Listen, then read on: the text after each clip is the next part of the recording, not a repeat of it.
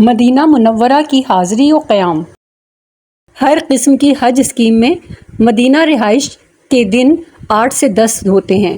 مدینہ کا موسم بھی گرم مرطوب ہے اور باقاعدہ لو چلتی ہے۔ مکہ کی طرح یہاں بھی تقریباً ہر جگہ اے سی کی سہولت میسر ہوتی ہے۔ اکثر حاجی حضرات شدید گرمی سے آ کر اور پسینے کی حالت میں اے سی کے سامنے کھڑے ہو جاتے ہیں، جس سے گرم سرد ہو کر بیمار ہونے کا احتمال رہتا ہے۔ کوشش کریں انتہائی باریک کپڑے زیب تن کریں تاکہ گرمی اور حبس کی شدت کا اثر کسی قدر زائل ہو سکے۔ باہر آتے جاتے دھوپ کا چشمہ ضرور لگائیں اور سر پہ رومال یا صافہ ضرور رکھیں تاکہ سن اسٹروک سے بچے رہیں، اور بوقت ضرورت اس سے جائے نماز کا کام بھی لیا جا سکتا ہے۔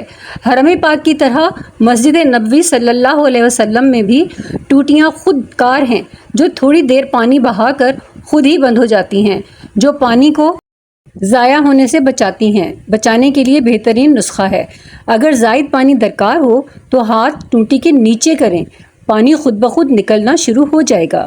مدینہ میں ادب کا بہت خیال کریں۔ اپنی بات چیت، لوگوں سے معاملات وغیرہ نہایت معاملہ فہمی اور دھیمے لہجے اور خوش اسلوبی سے۔ اہلیان مدینہ ویسے بھی بہت پیار کرنے والے ہیں اور دھیمے مزاج کے لوگ ہیں۔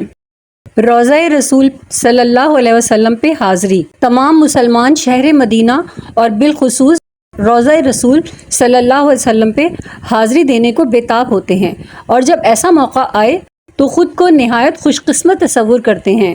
پاکستان سے سیدھی فلائٹ ہو یا مکہ سے جائیں، کم از کم 1000 مرتبہ درود پاک اور سورہ کوثر پڑھ کر ہدیہ لے جائیں اور روضہ رسول صلی اللہ علیہ وسلم پہ جا کر خدمت میں پیش کریں۔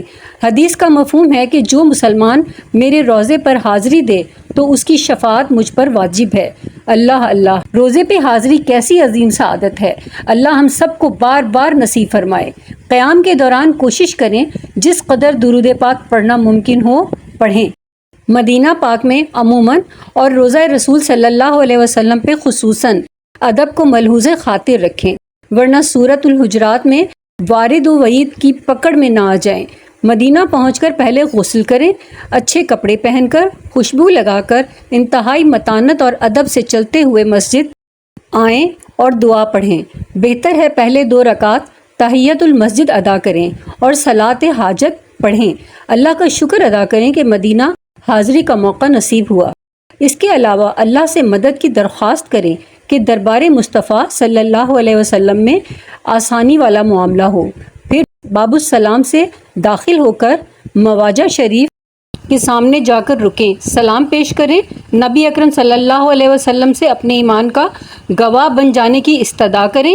سلام پیش کرنے کا کوئی مروجہ طریقہ دعا نہیں، البتہ اسلاف ان الفاظ میں سلام پیش کرتے تھے: السلام علیکہ یا ایھا النبی رحمۃ اللہ وبرکاتہ، السلام علیکہ یا حبیب اللہ، السلام علیکہ یا رسول اللہ، السلام علیکہ یا خاتم النبیین ومرسلین صلی اللہ علیہ وسلم۔ جیسا کہ پہلے بھی عرض ہوا کہ ادب کو ہمیشہ ملحوظ خاطر رکھیں۔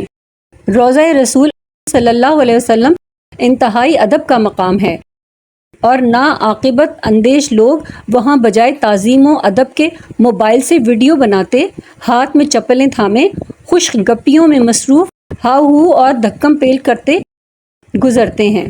سورہ حجرات کی یہ آیت: یا ایھا الذین آمنوا لا ترفعوا اصواتکم فوق صوت النبی ولا تجہروا لہ بالقول کجہر بعضکم لبعض ان تحبط اعمالکم وانتم لا تشعرون۔